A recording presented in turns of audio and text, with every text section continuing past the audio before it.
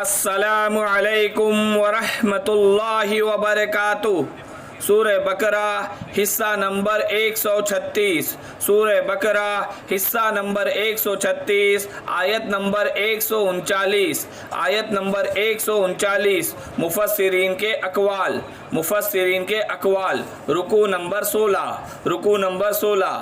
ناظرین سامعین، اللہ تبارک و تعالیٰ کے نیک بندوں، پیارے نبی حضرت محمد مصطفیٰ صلی اللہ علیہ وسلم کے پیارے امتیوں، دنیا میں سب سے آخر میں آنے والی امت اور قیامت میں کے بعد سب سے پہلے جنت میں جانے والی امت، اللہ تعالیٰ ہمیں کہنے سننے سے زیادہ عمل کرنے کی توفیق عطا فرمائے۔ کہ پچھلے حصے میں ہم نے پڑھا اللہ کے رنگ کے بارے میں کہ حضرت ابراہیم علیہ السلام نے اپنے آپ کو اللہ کے رنگ میں رنگا ہوا تھا کہ جب بھی اللہ ان سے فرماتے کہ ابراہیم یہ کرو تو وہ کر گزرتے۔ تو اللہ تعالیٰ ہمیں اپنے رنگ میں رنگے، ہمارے ایمان کو اور اسلام کو، ہمارے دین کو بڑھائے، آمین ثم آمین۔ آج ہمارا موضوع ہے سورۃ البقرہ کی آیت نمبر 139۔ تو پہلے ہم اس آیت مبارکہ کو پڑھیں گے، پھر اس کے تعلق سے مفسرین نے جو اقوال نقل کی ہے ان اقوال کو پڑھا جائے گا۔ اعوذ باللہ من الشیطان الرجیم، بسم اللہ الرحمن الرحیم۔ قل اتحاجوننا فی اللہ وہو ربنا وربکم ولنا اعمالنا ولکم اعمالکم ونحن له مخلصون۔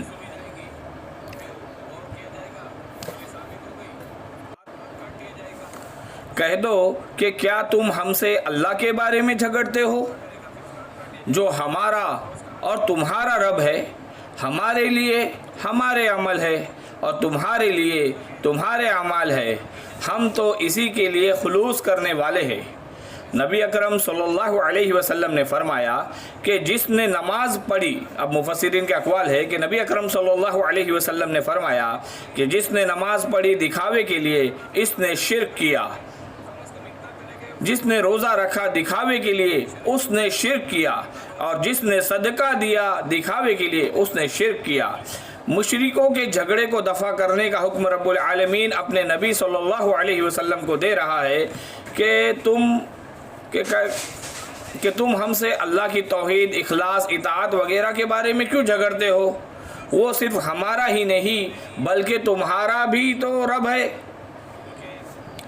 ہم پر اور تم پر قابض بھی صرف اللہ تعالیٰ ہے، اور وہی تمہارے اور ہمارے درمیان متصرف یعنی کہ فیصلے کرنے والا ہے۔ ہمارے عمل ہمارے ساتھ ہے اور تمہارے عمل تمہیں کام آئیں گے۔ ہم تم سے تمہارے شرک سے بیزار ہے۔ ایک جگہ اللہ تعالیٰ نے ارشاد فرمایا کہ اے نبی صلی اللہ علیہ وسلم، اگر یہ آپ کو جھٹلائے تو کہہ دو کہ میرے لیے میرا عمل ہے اور تمہارے لیے تمہارا عمل ہے، تم میرے نیک کام سے اور میں تمہارے اعمال سے بیزار ہوں۔ اور جگہ ارشاد ہے کہ میں نے اور میرے ماننے والوں نے اپنا منہ اللہ کی طرف کر دیا۔ حضرت ابراہیم علیہ السلام نے بھی اپنی قوم سے یہی فرمایا تھا کہ کیا تم اللہ کے بارے میں مجھ سے اختلاف کرتے ہو؟ اور جگہ ہے کہ آپ نے اسے بھی دیکھا جو حضرت ابراہیم علیہ السلام سے اس کے رب کے بارے میں جھگڑنے لگا۔ یہاں اللہ تعالیٰ نے آیت کے آخر میں فرمایا وَنَحْنُ لَهُ مُخْلِصُونَ وَنَحْنُ لَهُ مُخْلِصُونَ، ہم تو اسی کے لیے خلوص کرنے والے ہیں، یعنی کہ اللہ کے لیے خلوص کرنے والے ہیں۔ تو مخلصون یہ وہ لوگ ہیں جو اخلاص کو خالص کیے ہوئے ہیں، جو اخلاص کو خالص کیے ہوئے، جیسے کہ الفاظ آتے ہیں مسلمون، عابدون، مخلصون، یہ سب مراتب ہے، یہ سب مرتبے ہیں۔ مسلمون ایک، عابدون، مخلصون۔ مسلمون، عابدون، مخلصون، یہ تین الفاظ نوٹ کر لیے جائے تو ہمارے لیے لمحہ فکریہ ہے۔ تو یہاں ایک جگہ جیسے کہ فرمایا نحن لہ مسلمون، ہم اللہ کے سامنے سر تسلیم خم کرتے ہیں۔ اس آیت میں یعنی کہ آیت نمبر 138 میں اللہ تعالیٰ نے جو آخر میں کہا کہ نحن لہو عابدون، ہم صرف یعنی کہ مسلمان صرف اللہ کی بندگی کرتے ہیں، تو صرف اسلام میں ہی مکمل عبادت، مکمل بندگی، پوری زندگی میں اللہ کے ہر حکم کی پیروی کرنا ہے۔ نحن لہو مخلصون، اگر عبادت اخلاص کے ساتھ نہیں ہو تو منافقت ہے۔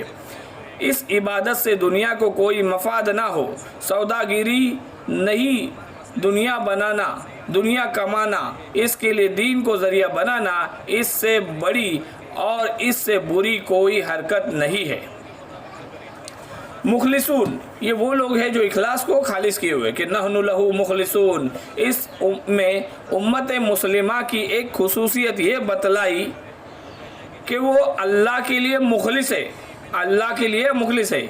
اخلاص کے معنی حضرت سعید بن جبیر رحمۃ اللہ علیہ نے یہ بتلائے کہ انسان اپنے دین میں مخلص ہو، کہ اللہ کے سوا کسی کو شریک نہ ٹھہرائے اور اپنے عمل کو خالص اللہ کے لیے ہی کرے، لوگوں کو دکھلانے یا ان کی مدح و شکر کی طرف نظر نہ ہو۔